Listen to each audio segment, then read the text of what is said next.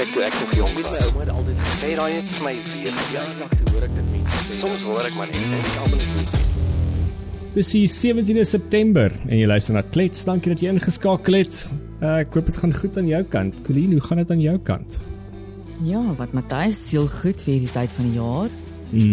Bly positief, ek word net definitief oud, bra. Word oud. Ek het die een besering, ek kom net oor die een besering.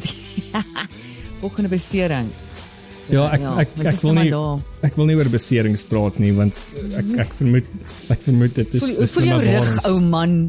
Ja, Old man, how's your back? Hy is nog steeds gevolg. En ek vermoed dit is nou maar dis nou maar wie ek is. So ek is nou op daai ouderdom van een skeet bly nou met jou tot die dood ons skei. Jy weet. Dis wat ek vermoed. Ja. Maar anyway, so dis die verkeerde kant van 40. Ja.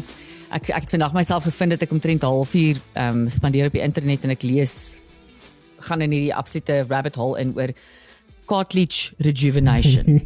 En hoe jy jou cartilages rejuvenate. Success. Dis wat ons doen. Dis wat ons nou doen. Welcome to 45, you That's old it. hag. That's it.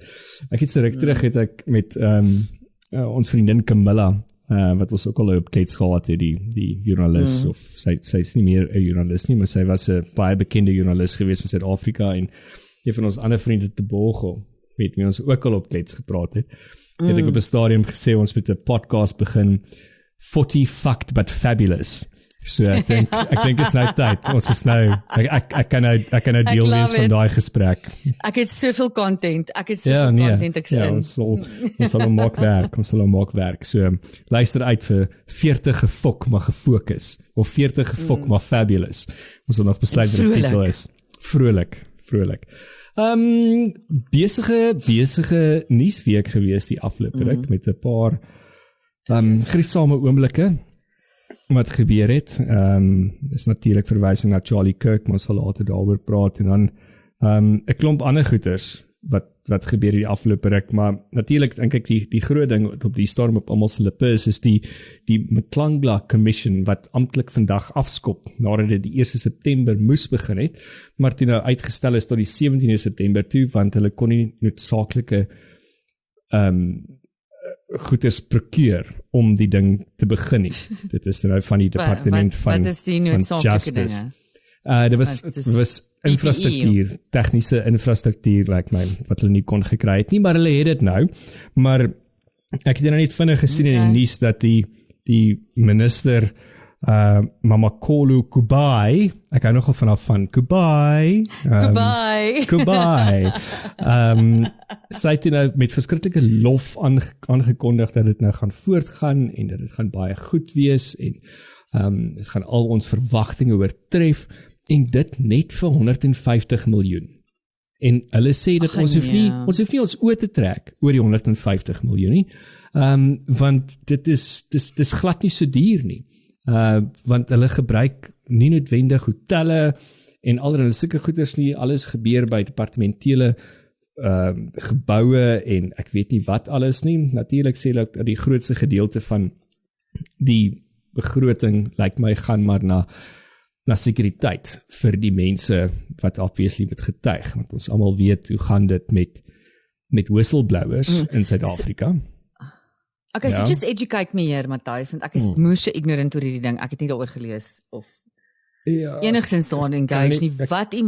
Wat se nuwe korrupsie investigate hulle, want ek weet die Pala verhoor het ook mos nou hierdie week afgeskop. Die Pala verhoor, ons kan later so dis dit nie. Nee. Die is 'n nuwe fuckery of thievery. Die Mklangla Commission gaan oor Mkenazi se uitsprake oor die capture van die polisie, die intelligensiediens.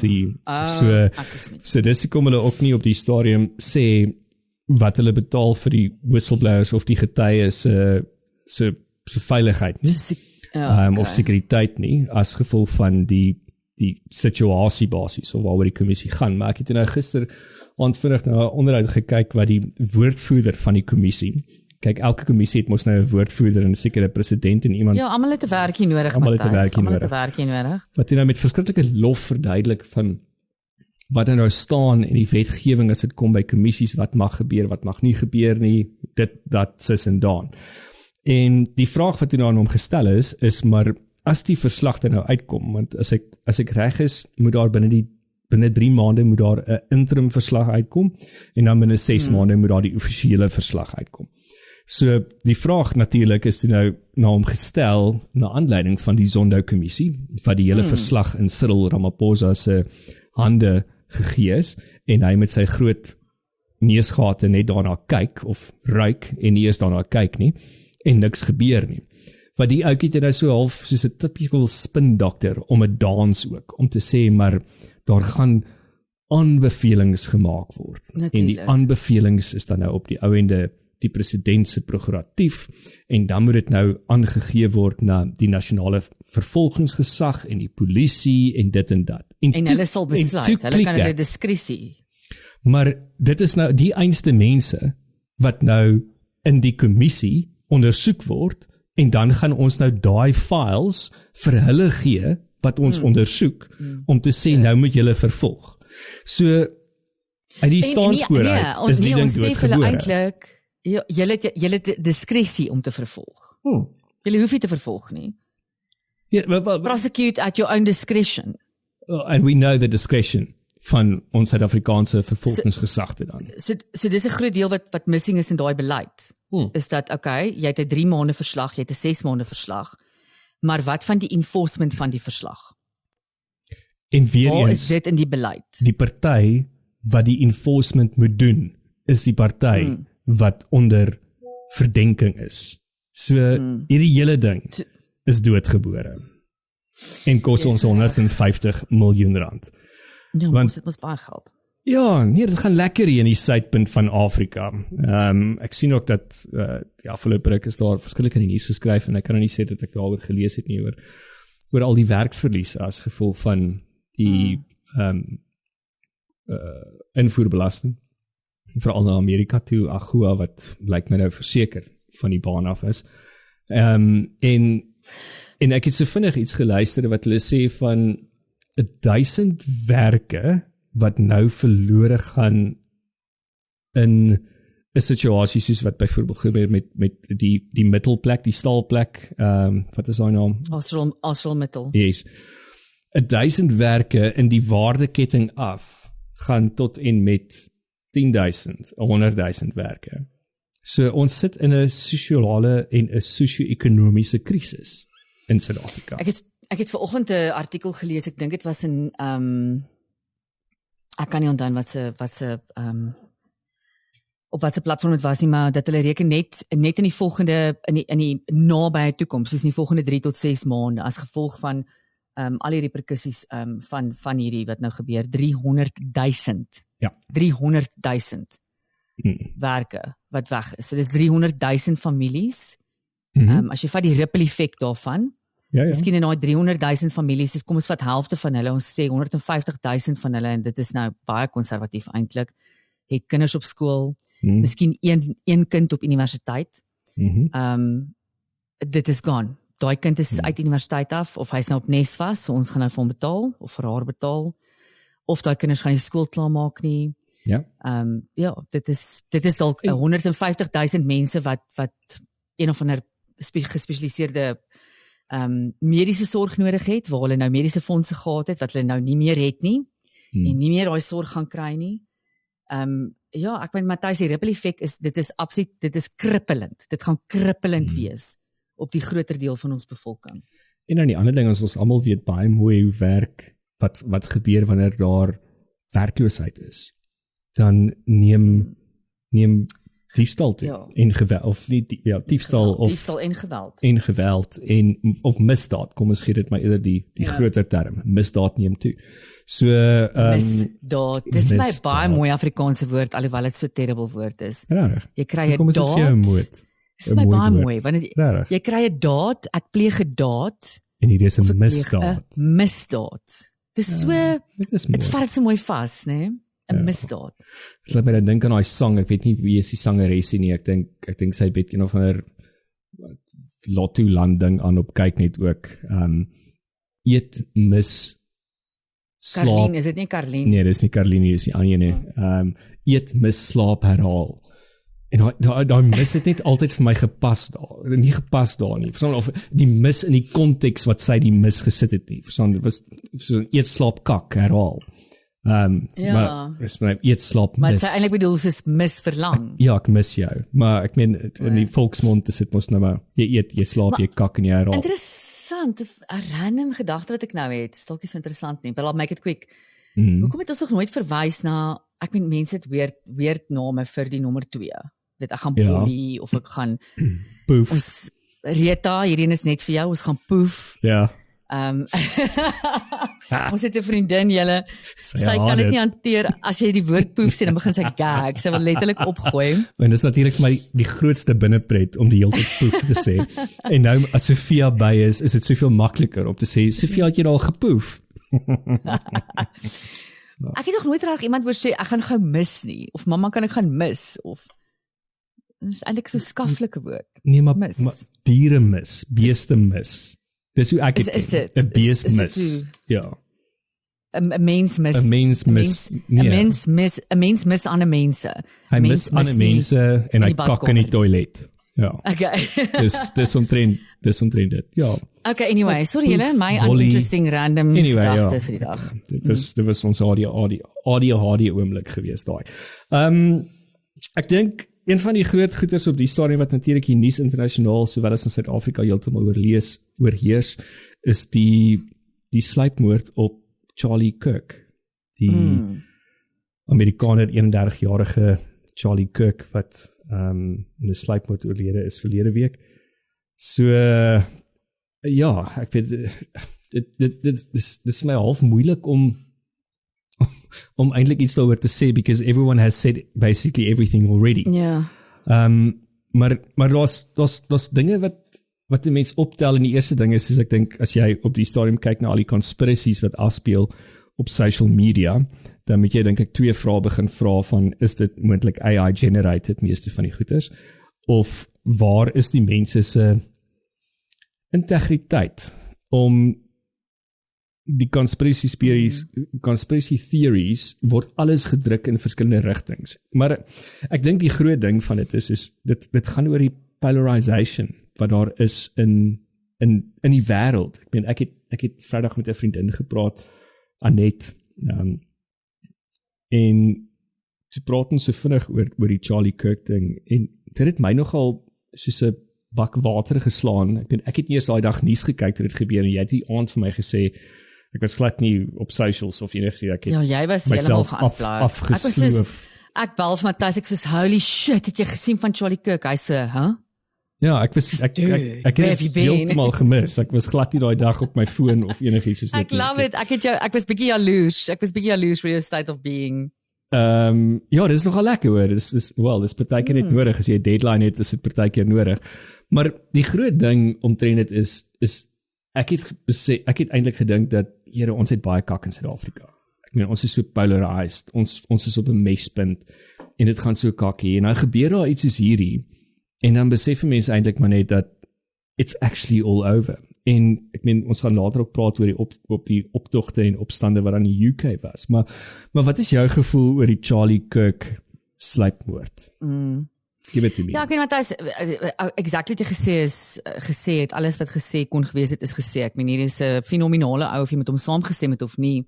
Dis 'n ou wat dialoog oopgemaak het. Ja. En 'n ou wat oop was tot dialoog met enigiemand wat van hom verskil het.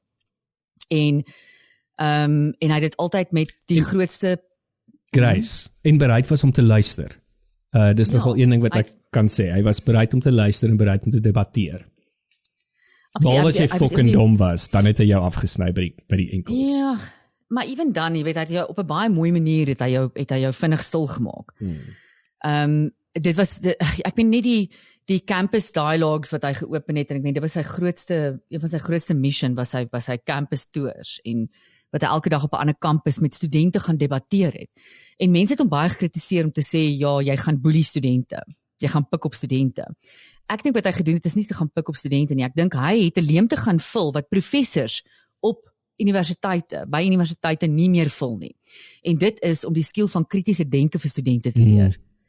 om te sit, om te kan leer vir studente dat jy kan sit, soos die ou minds, Einsteins en sy trawante, saam gesit het met 'n glas whisky en 'n sigaar, en aande om gedebatteer het met mekaar. Ja. En daar is nie 'n vuis gegooi nie, daar is nie 'n vloekwoord gesê nie, okay, maybe hulle was intelligent, so het probably 'n bietjie gevloek, maar daar was nie aggressie nie, daar was nie violence nie, daar was 'n exchange of ideas, en 'n listening to, jy weet, maak dit jou mind en jou ore oop, verander denke, jy hoef nie daarmee saam te stem nie, maar ek dink daar's 'n baie unieke evolved kwaliteit aan 'n mens wat bereid is om te sit en luister na iets wat hy dalk nie, wat hy moontlik baie streng teenoor nie saamstem nie. En ek dink Charlie Kirk het dit gebring, en unfortunately baie van daai studente op hierdie kampusse is liberaal so ekstreem, en so ver van so ver op die woke bandwagon, en so ver geïndoktrineer, unfortunately julle, nie net deur social media nie, ons almal hardloop onmiddellik social media toe, en ons blameer hulle, of blameer dit, ek meen, dis nie eens hulle, social media is dit. Maar ja, nou, ek meen, social media bestaan net as mense op social media goeie sê. Ja. Anders sal dit nie, ek meen, anders sal geen bestaansreg vir iets so social media nie.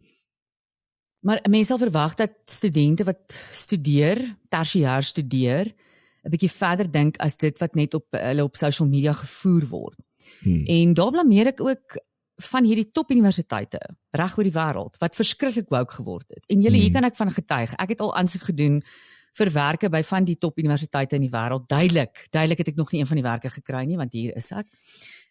In 4 ways. Ja, wat was die laaste ene wat jy aansoek gedoen het, wat hulle vir jou gevra het, wat of jy ek gaan transgender, lesbian, ja, do it. Gooi hom. Wat was dit nou weer? Was belaglik. Ja, dalk moet ek hulle nie name and shame nie, maar wil ek tog weer aansoek doen vir werk. Nee, University of Greenwich in Londen. Ek meen, dis is insane, Matthys, daar wil ek vir jou vra jou gender. En jy druk daai drop-down menu, julle dink ek oordryf. Ek het vir Matthys 'n screenshot daarvan gegee. Ja, dit was belaglik. 14 opsies vir jou gender.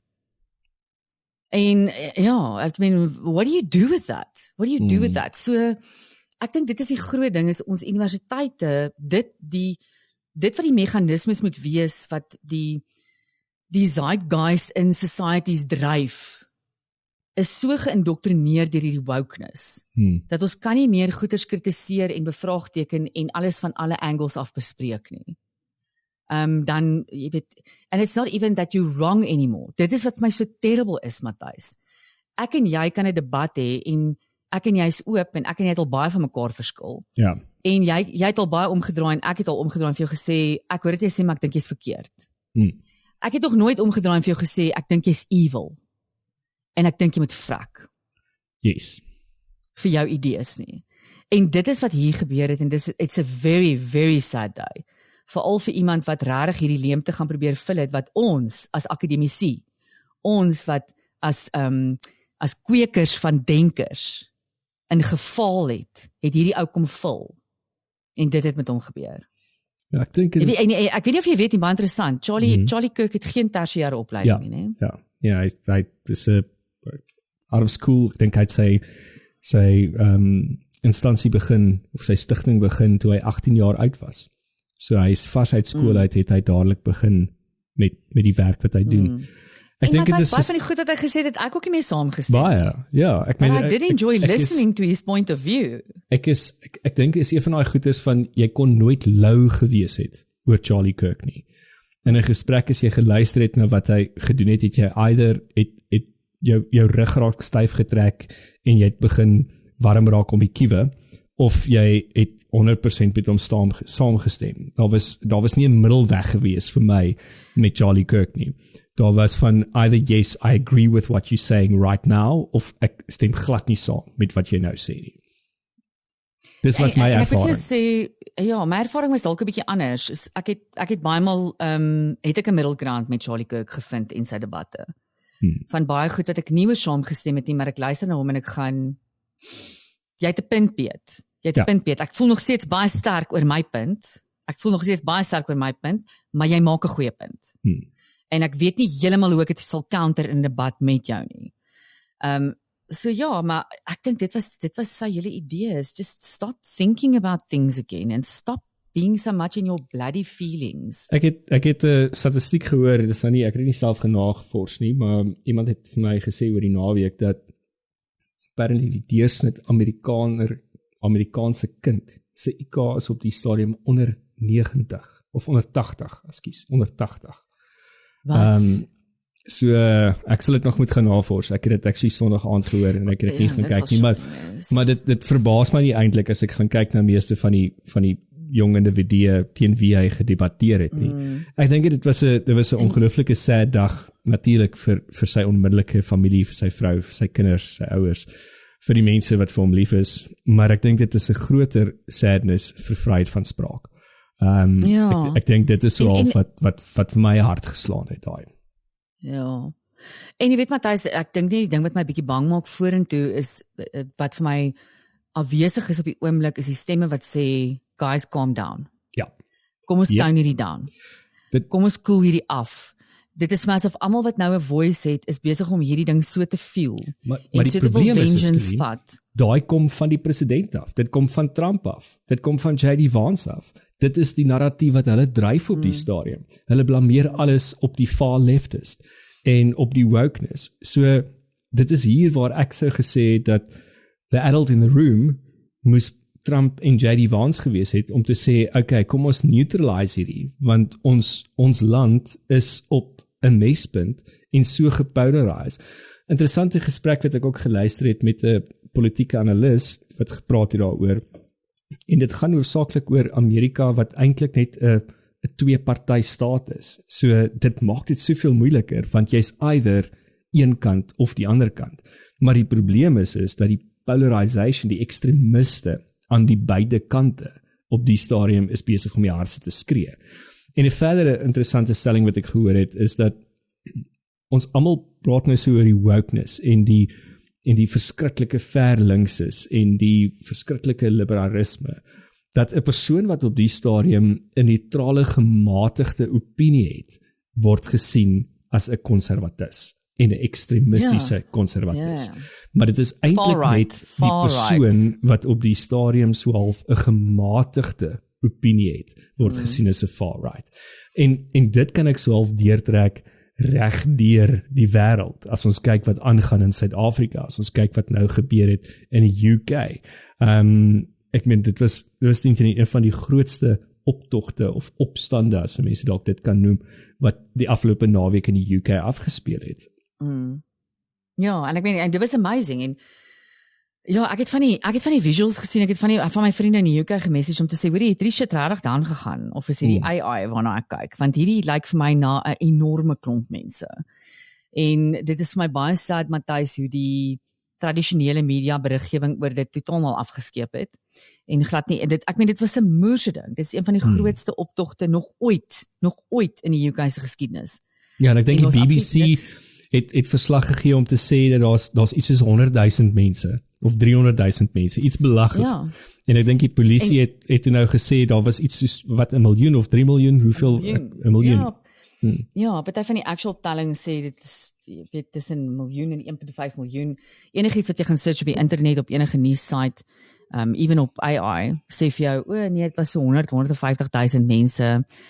Tommy Robinson, wat natuurlik 'n groot organiseerder was hiervan, Tommy Robinson, wat ek dink vroeg verlede jaar, of was dit die jaar voor dit, ek vergeet nou julle, ook in hegtenis geneem is vir sy alleged far-right views, omdat hy beklei vir sy initiële tog het begin met hierdie stryd teen die Britse meisiekinders wat geryp word deur hierdie gangs, hierdie immigrant gangs, wat hulle groom en hulle dan basically maar aanhou as seksslawe en hulle blackmail en so aan, en jy weet, dit is eintlik scary as jy van die dokkies gaan kyk oor Tommy Robbins homself het 'n briljante dokkie oor gemaak.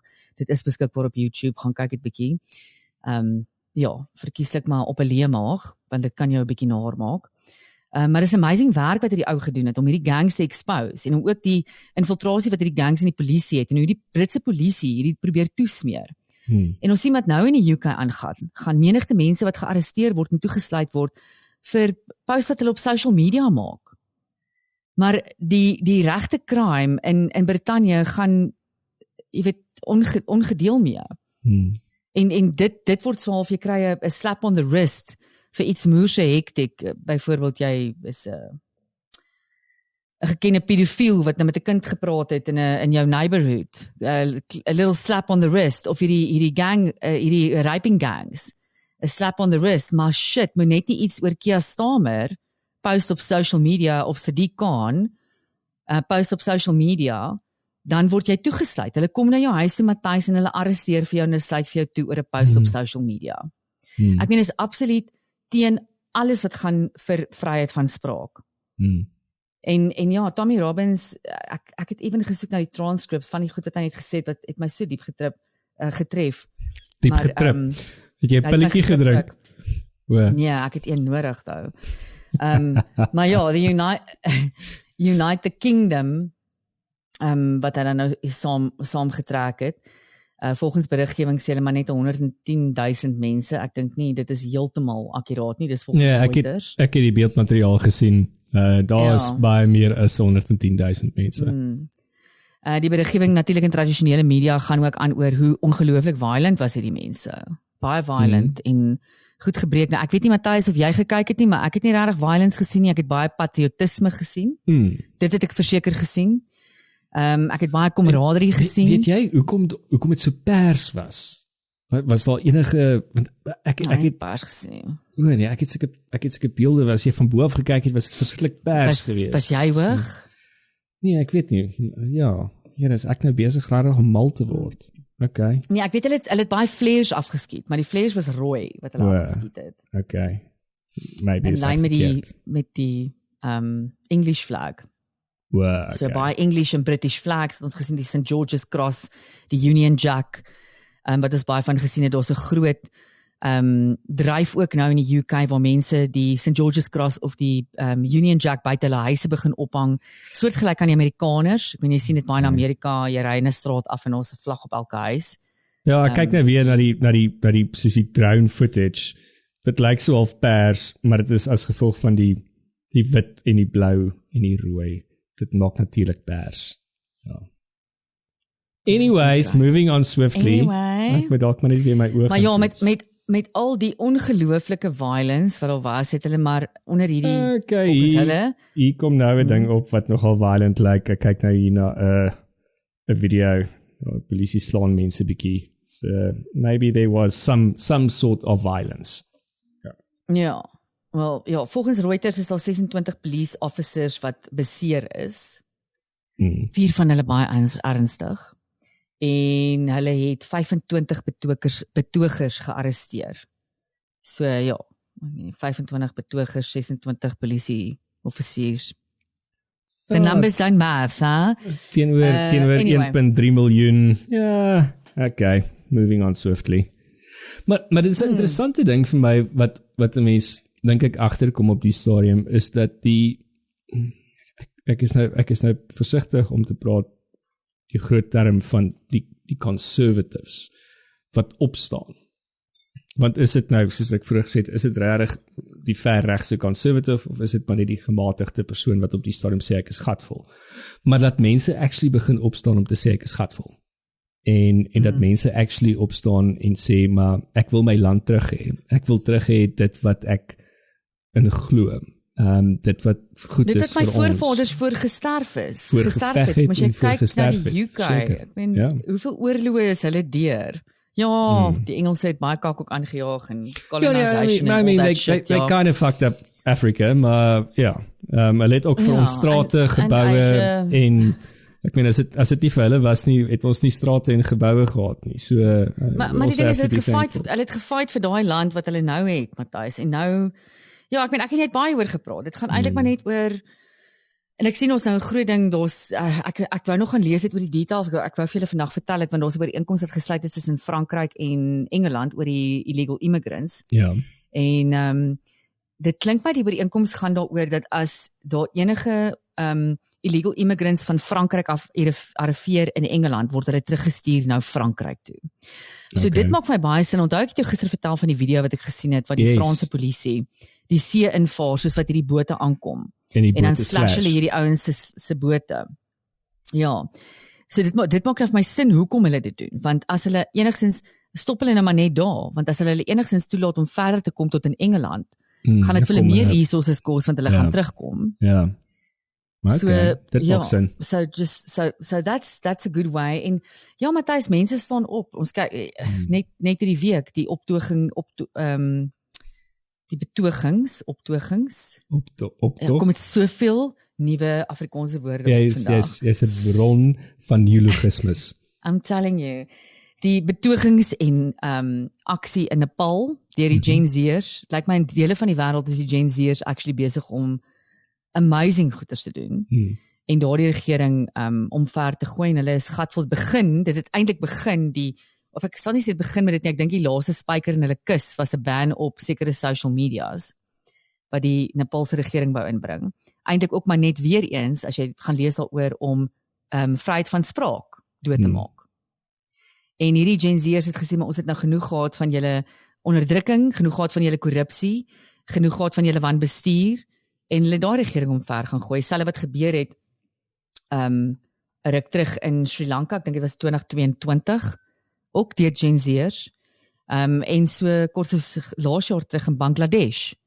Ook deur Gen Z'ers en ja, ek hoop die ANC kyk wat aangaan hier. Want ek moet vir jou sê Matthys, ek het onlangs begin deel met 'n klomp Gen Z'ers in my wat sal ek dit noem, my eie stakeholder groep. Nee. Ja.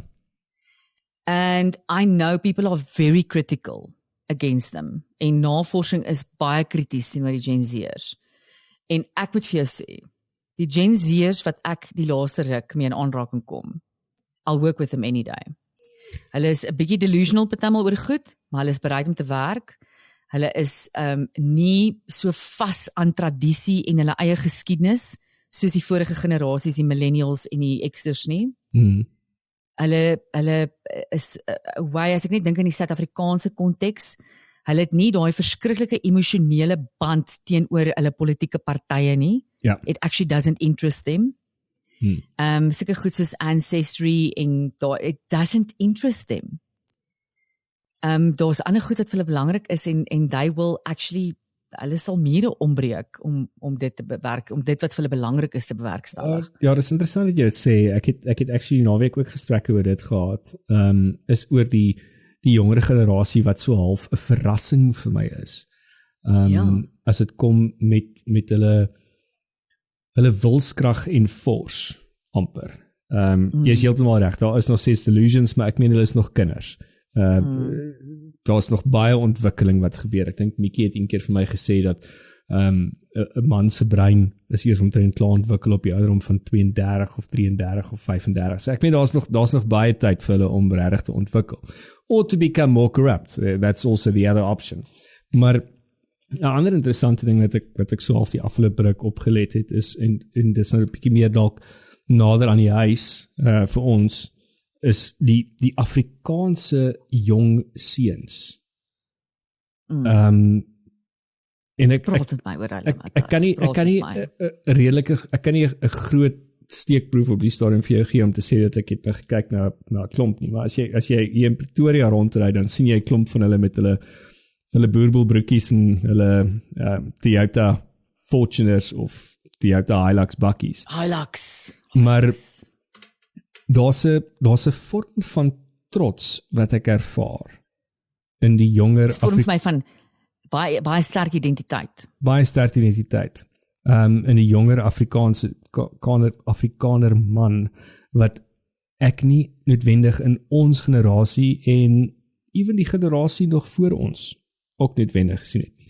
Wat my wel bang maak is dat daai generasie is baie kwaad.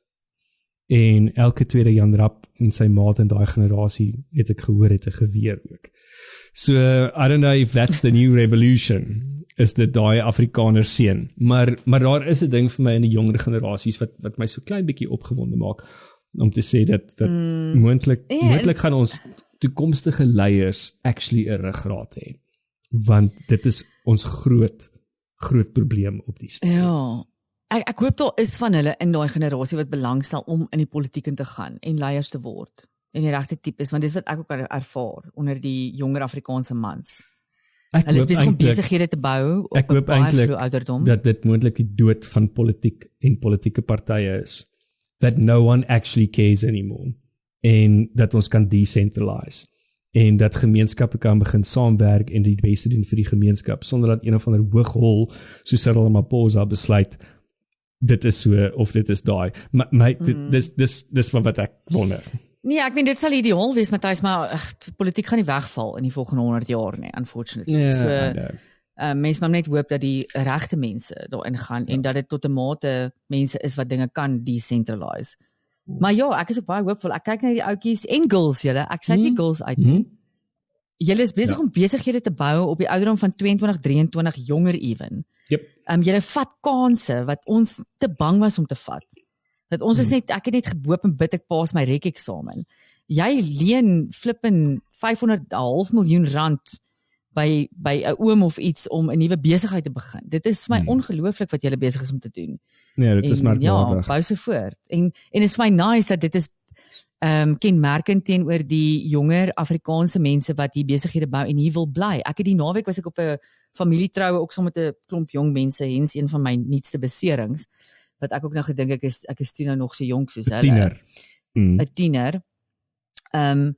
En ek weet Matthys, hulle is ongelooflik. Hulle bou besighede. Hulle bou besighede, julle. Exactly. Meervoutie. Ja. Hulle het nie 'n besigheid nie. Yep. Hulle bou besighede.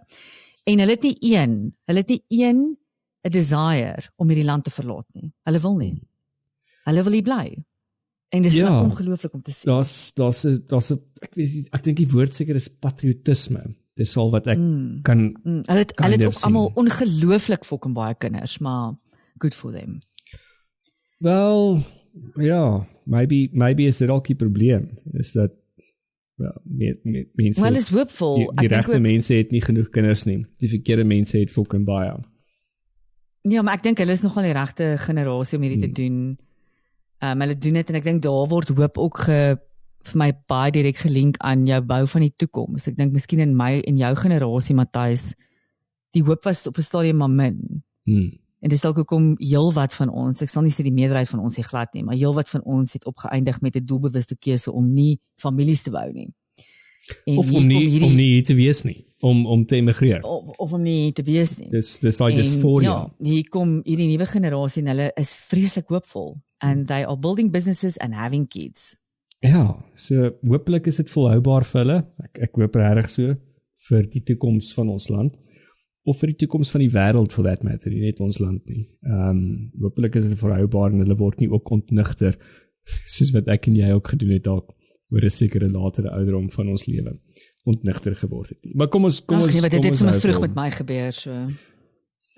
Ja, ek kan ook nie vir jou sê dat dit later gebeur. Ek dink ek raak al hoe meer al sinies. Ek raak net al hoe meer ontnigter op die stadium.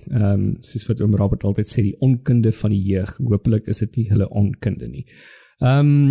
Krien, as jy nou byvoorbeeld klomp geld het, as jy op vakansie gaan en belangrike goedes en al daai tipe van dinge, waar steek jy dit weg? Ek weet ons het twee vriendinne, een vriendin sy steek haar goedes in die vrieskas weg en in die hoeke van banke. 'n ander vriendin het diamante weggesteek in die some van 'n gordyn. Ja, dis nou wat ek gehoor het. So waar steek jy byvoorbeeld goedes weg as jy nou weggaan? Belangrike goedes. Ek het ook 'n storie al gehoor van die voor ek vir jou sê wat ek my goed wegsteek van die ek kan nie onthou wie dit vir my vertel het nie van ook die tannie se man wie diamante gesmokkel het. Ja. Jare terug en dan kom kuier die speurder van die dorp. Kom drink hy nou tee, hy is nou so half undercover. Want hy wil nou kyk waar steek sy hierdie diamante weg. En dan bring hy nou sy polisie manne eventually daar aan en hulle search die huis en terwyl hulle die huis search, dan is die tannie net te vriendelik. Nee, julle kan maar my huis deursoek, kan ek vir julle tee maak? Dan maak sy nou vir hulle tee. En toe jare later toe kom hulle agter maar sy het al die jare die diamante weggesteek in die teepot. In die teepot? In die teepot. Gelukkig nie in die suiker nie. Nee, in die teepot wat sy toe nou vir hulle tee uitgeskink het. So. Anyway, so dit was baie clever. So waar sal jy dit wegsteek? Ja, waar sal ek, Matthys, want ek het nie geld dat ek kan wegsteek nie, so ek sal nou moet dink. Nee, ek het so klein bietjie cash in die huis, wat ek nie baie nie. Wat okay, dis nou baie weird om vir dit te probeer. Jy het nou nie 800 miljoen byvoorbeeld nie. Nee. 580.000 US dollars wat jy nou weggesteek het in 'n bank nie, byvoorbeeld. Ja. Nee. Wel, as jy het, dan is ek baie spyt dat jy dit nie deel nie, maar okay. Ek het ergens 'n klomp dollars. Wat ek dollars en nee, ek het net ja, ek het 'n paar euros ook. Ja, ek het ook dollars, maar ek weet jy kan dit mos nie meer inruil. As jy mag dit inruil as jy korter as 12 maande terug Ja, nee, maar ek wag net maar vir my volgende trip. Ja, nee, mens bære dit maar. Dan pak ek vir hom in. Of jy wag tot 'n relative of 'n vriend oorsee gaan, dan doen jy 'n ruiltransaksie. Ja. Verkoop jy dit vir hulle 'n bietjie goedkoper as die exchange rate. Ja, anyway, so okay, hierdie is complicated julle in my vanity kas. Ja. Nee. Waar al my parfuumpies en my roompies en goedjies staan. Het ek verskeidenheid van hierdie mooi boksies, nê? Soos geskenkboksies of wat jy gewoonlik parfuum inkoop of so. En dan jy mos nou die deksel. So die deksel sit ek afgehaal en dan sit ek die boksie binne in die deksel en dan een boksie het nou al my gesiggoedjies in en die ander een al my parfume in en so aan. So nou tussen die boksie en die deksel, as jy hom oplig, daar steek ek my. Ja. Okay, nou weet ek ook. Ek sal kom kuier. Nee, kom daar's nie veel nie. Kan ons tel. Kan ons dit tel. Ja, want ek sien nou oor die hele ding afspeel nou. Waar steek jy dit weg? Ag nee, ek is mos useless met sulke goeders. Die geld wat ek het is in my folder waar in my paspoort is, so blou boekie waar my paspoort is en al my goeders en die geld is sommer daar en dit lê in my laai van my bedkant kassie. Okay. Ja, ek onthou ek het 'n terrible memory. Do you want to go there or not? Ja, ek was op skool, laerskool dink ek. En my maale ons het net getrek in die nuwe huis en die ou moes die kluis kom insit. Ja. Vir die gewere. Hulle het nie moerse gewere gehad nie. En my pa was 'n Engelsman, so hy het 'n pistooltjie gehad. En my ma het of hy het ek weet nie wat, I don't know, 'n revolver en 'n 9 mil of whatever. Okay. Anyway, ek het die eendag teruggekom van die skool af en ek wil toe nou vir my 'n cheese grill dingetjie maak. Ja. 'n snack. Ek sit die oond aan, want dit moet nou warm word, Matthys. Dit moet warm word. Ja, dankie tog. Dis al geld in die oond. Begin. Nee, dis die gewere in die fucking oond, Matthys. Ja. Okay, dit kon negatief gewees het. Dit kon baie negatief gewees het. Ja, dit was nie 'n goeie idee nie. Okay, so moenie jou gewere en jou patrone in die oond bære nie. Ek het 'n ander vriendin gehad wat saam met my langs my gebly het, my buurvrou in Hatfield toe ek nog geswat het. Christel. En sy het nooit haar oond gebruik nie. Haar oond het sy skoene ingepak. So dit was, maar daar was nie genoeg, daar was nie genoeg plek in haar kas gewees nie, so sy het al haar fancy skoene het sy in haar oond gebære, want sy het nooit gekoop. So ja, oonde duidelik is iets wat 'n paar goed is en weggesteek kan word. So jy het nooit die oond gebruik nie. Of was dit net vir tyd en wyl terwyl die kluis ingesit word? Nee, dit was letterlik soos die Woensdag en die ou se Saterdag die kluis kom insit het. Okay, en hulle moes dit ergens wegsteek waar as iemand inbreek, gaan hulle dit nie daar soek nie. So toe sit hulle die gewere in die oond. Want dit is nou 'n aanleiding van die hele ding van Pala wat nou afspeel op die stadium in die hof waar die geld gebêre is in die spaarkamer se bank. Want die spaarkamer word 1 of 2 keer 'n jaar glo gebruik volgens die getuienisse net wanneer Cyril Ramaphosa se dogter hoofsaaklik kom. En toe dink ek net maar hoeveel mense weet ek actually van wat geld in hulle banke insteek. Ek en jy het een vriendin wat dit byvoorbeeld doen. So dit is seker nie ek sal nie nou het ons? Ja, ons het. Ek gaan moet uit. Ek gaan moet krap in 'n bank. Ja, en daar's wel ek dink nie nou meer nie want daar's nou kinders. Maar so dit is seker nie so half onaardig gewees om dit in die bank weg te steek nie.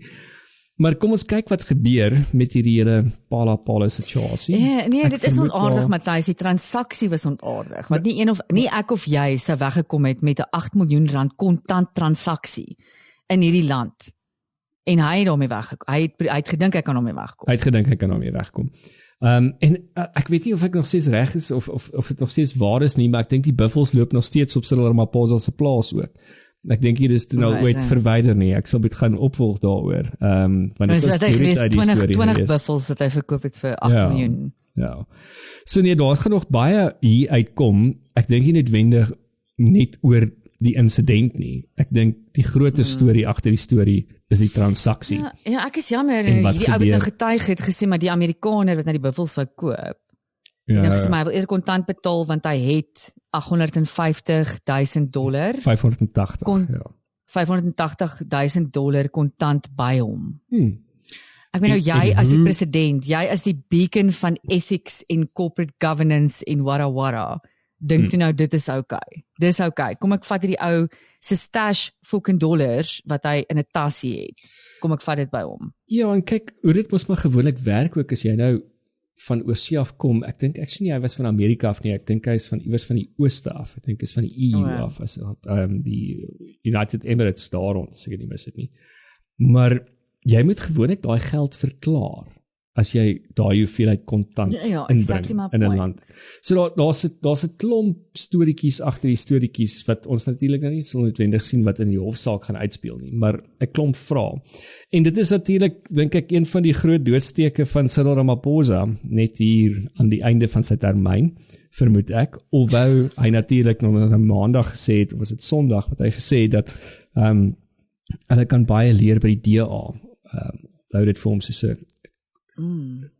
mes in sy hart is, maar dat die DA munisipaliteite, It pains him. die DA munisipaliteite weet wat hulle doen, en ek sien hy het nou ook opdrag gegee aan amptenare in munisipaliteite dat daar vir water byvoorbeeld, waterlekke of rioollekke binne 48 uur moet dit aandag aangekry word.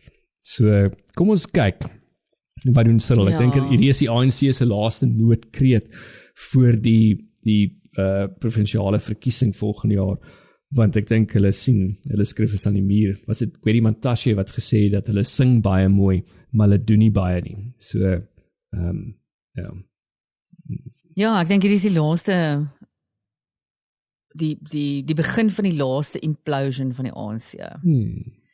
Was definitief Cyril se speech. Ek dink jy weet hulle moes almal daar gesit het die 4600 van hulle wat daar was en eintlik net hulle koppe in skaamte gesak het, want dis regtig soos wanneer jou pa jou een kant toe vat op 'n mooi manier en vir jou sê, my kind, jou kamer, die toestand van jou kamer is 'n probleem. Jy weet jy kyk na jou boetie. Ek wil nie vergelyk nie, maar ek hoef nie met jou boetie te sukkel. Daar's goed wat besig om uit te broei in jou kamer. Ek meen eintlik moet jy so skaam kry, Matthys, maar hierdie mense het tot sosiale media gevat na Cyril se uitlatings en net gegaan, hy is die sondebok, hy is die rede vir die death van die ANC, hy moet uit. Hulle kan net glad nie verantwoordelikheid vat nie. En ja, ja, en op daai punt nou wat jy praat van verantwoordelikheid, ek dink dis een ding wat ons nie verlede oor gepraat het nie, is die bouer van Niekerk moord wat gepleeg is ook voor verlede week. Die prokureur wat koelbloedig geskiet is in sy kantoor. En dit is so half van dat as jy verantwoordelikheid vat en accountability vat, op die stadium in Suid-Afrika is dit 'n doodsvonnis vir mense soos daai. Ja, kyk, hy was ook maar 'n whistleblower. Ja. In effek. En dan sit die Kloete Marie en sy seun saak wat ook gebeur het etlike maande voor dit. So ek meen daai mense wat verantwoordelikheid vat en die regte ding doen. Opstaan wat reg is. Hulle word koelbloedig vermoor. Maar so loop 99% van die mense in ons regering nog steeds skotvry rond na die Zondo-kommissie, na hoeveel ander aantuigings en aantuigings van korrupsie. En nou sit ons weer eens met nog 'n commission voor ons wat daar verseker 'n klomp goeders gaan uitgelap word. Maar dis die probleem. Ons accountability stop op 'n sekere level en gewere sing hard. Ja, nee, daar's nie accountability nie. Maar anyway, ek is baie jammer by die 150 miljoen rand wat ons nou weer gaan spandeer op nog 'n kommissie, maar nou gaan weer eens niks van dit afkom nie. Nee, unfortunately gaan daar niks van dit afkom nie. Hoorie, het jy vir ons 'n leaksheid vir die week? Ek het vir julle 'n luukse wenk vir die week. Baie simpel wenk, maar dit het 'n groot verskil in my lewe gemaak. So dit gaan oor jou oggendkoffie of tee. Ja. So Matthys, wat is jou ritueel rondom jou oggendkoffie of tee? Ek weet jy's 'n teedrinker. Ja. So ek word wakker en dan gaan sit ek die ketel aan, maar ek maak vir my 'n pot rooibos tee. So hy kook vir 'n hele lang ruk dat hy mooi sterk en lekker, ek hou van sterk rooibos tee. En dan drink ek hom. Dis mos maar wat jy, hoekom jy dit maak, jy drink hom dan. Wat anders maar hoe drink jy hom, maar terwyl jy besig is om ander goed te doen en so aan? Nee, dis gewoonlik, ek sal hom drink en dan sal ek kyk wat op die nuus is. So dan sal ek net vinnig opvang met die nuus, sigaret rook, my tee drink en dan nadat ek dit gedoen het, dan gaan stort ek en begin met my dag. Nee, dan gaan ons eers stap en dan kom ek terug en dan begin ek met my dag. Okay, so jy het dit mooi down, Matthys, jy het nie my wenk van die week nodig nie. Okay. Want my wenk van die week is, draai jou oggendkoffie of tee in 'n ritueel om, eerder as 'n gejaag. So maak nie saak of jy hom by die huis nuttig, en of jy, ek meeste van die oggende, either op pad terug van 'n oefenklas af, of op pad werk toe, stop ek by my local koffiewinkel, en ek het altyd net hom gegryp, takeaway en gehardloop. Hulle ken al my order, as hulle my kar sien stop, dan begin hulle al die order vir my maak, en ek hardloop. En ek het dit die laaste paar weke begin verander. En gesê, okay, I'm gonna take it easy. Ek gaan net 10 minute vat, ek gaan my koffietjie kry, ek gaan actually in die koffiewinkel sit, vir 10 minute. Ja. Ek gaan nie op my foon kyk nie. Ek gaan nie worry oor wat die dag gebeur nie. Ek gaan net daar sit, ek gaan na die mense om my kyk. En weet jy wat, Matthys, dit het soveel dinge wat ek begin observeer het. Net deur dit te doen, en given ek sit nou in 'n koffiewinkel, maar dat die regulars wat daar inkom, dat ek kan nou al begin gauge die regulars, daai is nou vanoggend nie in 'n goeie by nie. Daai het 'n bietjie van 'n moeilike oggend. Daai het 'n nice oggend. Ja, so ek dink dit verander net die hele setting van jou dag. So ek weet baie van ons maak 'n koffie tussen stort en grimering en hare doen en sluk hom af, en of ons jaag werk toe, kram either deur 'n drive-through of stop net vinnig by 'n Vida E of wat iewers 'n koffiewinkel jy by stop en gryp jou koffie en drink hom in die kar. Probeer net dit ewen stop. Hou op jou koffie in die kar drink. Sit net waar jy is, drink jou koffie daar en vat 'n luukse oomblik vir jouself, 'n luukse 10 minute. Hierdie hele oefening gaan nie 20 minute uit jou dag uitvat nie, en dit gaan jou hele dag reset. As jy familie by die huis sit, maak dit 'n ritueel tussen almal van julle. Dat ons kry die koffie of die tee reg, en ons vat 10 minute en ons gesels mekaar en ons drink 'n koffie of 'n tee saam. Elke oggend, nie net oor naweke nie. Kyk as jy nou, Try dit, laat weet my. As jy nie 'n oggendmens is nie, dan wil jy nie noodwendig met jou familie praat nie, maar dan gaan sit jy een kant op die stoepie en kyk vir die bome. Ja, gaan sit aan die een kant en kyk vir die bome. Ja, maar dit is nog 'n ding wat ek 'n hele ruk terug eintlik al ook ingebring het daai is. Dit is so half my oomblik om so half wakker te word ook en net myself te center en te zone. Dis belangrik. Jy het die regte idee, Matthys. Meer van ons moet soos jy wees. Here, ek dink die wêreld gaan daarmee kan cope nie, maar ons kan probeer. Kom ons kyk. Maar jy het 'n ander interessante ding oor die gut health, die brein en gut health, waarmee ons dalk kan afsluit. Ja, alleen met die darm-brein-as, beter bekend in Engels as die gut-brain axis. En interessante studie wat hulle gedoen het, Matthys, onder kinders met autisme. En ek gaan nou nie eers vir al die terme hier probeer noem nie, maar die studie is beskikbaar in die joernaal Nature Communications, as jy dit wil gaan lees. Dit is 'n baie interessante studie. Dit is baie nice geskryf ook. Ek moet sê, wat akademiese studies... Is dit verteerbaar geskryf? Dis vir... nice pun there, Matthys. I know. Very good pun. Well spotted, Colleen. En hulle het een darmmikrobiome gevind, so hulle het gekyk na 43 kinders met autisme en 41 kinders wat hulle noem neurotypiese kinders, so kinders wat nie autisme het nie, tussen die ouderdomme van 8 en 17 jaar oud. En dan 'n ontleding gedoen van hulle gedragsdata, hulle breinskanderings en dan ook natuurlik stoelmonsters, want dis hoe jy uitfigure wat gaan in jou gut aan. Is deur jou poep te analiseer, jou poefreta, ons moet jou poef analiseer. So, en hulle het een spesifieke microbiome, wat ek nie eens gaan uitspreek nou hier nie, gevind in al die kinders wat autisme het. En dit was nie teenwoordig in die stoelmonsters van die kinders wat neurotypies is nie. So wat nie autisme het nie. Wat nie autisme het nie. Okay. En die amazing ding van hierdie discovery, Matthys, is dat jy kan soveel goeders in jou gut verander deur net jou dieet te verander. En wat 'n ongelooflike invloed dit het op jou brein.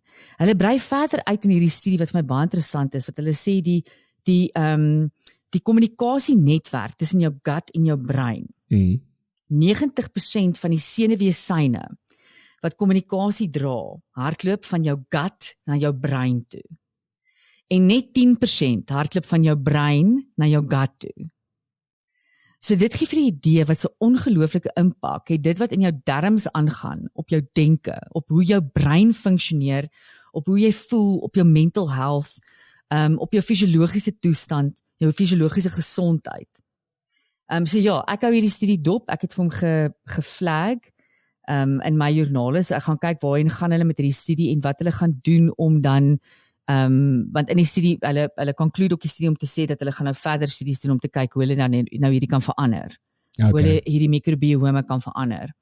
Maar ja, daar's baie navorsing en ek dink regtig ons moet tyd genoem, ons kan met Anay praat. Ja, die dieetkundige. Ja. En dit sê vanaand dieetkundige. Spesialiteitsvelde. Ja. Gut health. En Matthys, dit maak nie soveel sin. Ek dink dit is hoekom mens jy voel kak op 'n babbelas. Ja. Want jou gut is upset met jou. Of as jy vir 'n week lank te hard gewerk het en net gelewe het op Uber Eats en kakkos by die werk, is jy bietjie irritable en jy voel nie lekker nie en jou vel is nie lekker nie en dit tas ewen goeie soos van die artikels wat gelees het, so sig en gehoor aan, gebaseer op dit wat jy eet. So ja, ek dink ons is mos nou op die ouderdom, jy weet? Ja, ons is op die ouderdom. Maar dan sê ek met daai Ekskuus? Nee, ek wou net sê plus 40 en vrolik en gefok. Daai.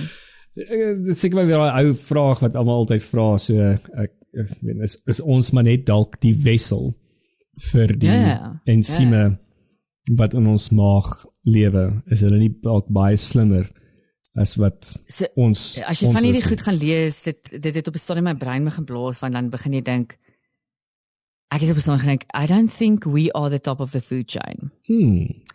The microbiomes in our gut is actually the top of the food chain. Okay, maar my microbiome is nou besig om honger te raak, so ek moet nou gaan eet. En dit was dan nou klets gewees vir hierdie 17de September. Lekker. En moet nie bang wees om te praat nie. Hou aan gesprekke voer, hou aan debatteer. Kom ons verryk onsself en ons leer die ander kant ken en ons vorm opinies wat die wêreld vorentoe neem. Kyk maar na jouself, ons is volgende week weer terug. Bye. Kyk, toe ek nog jong was, my ouma het altyd gesê, raai het vir my weer, ja, ek hoor ek dit mense. Soms hoor ek maar net, almal is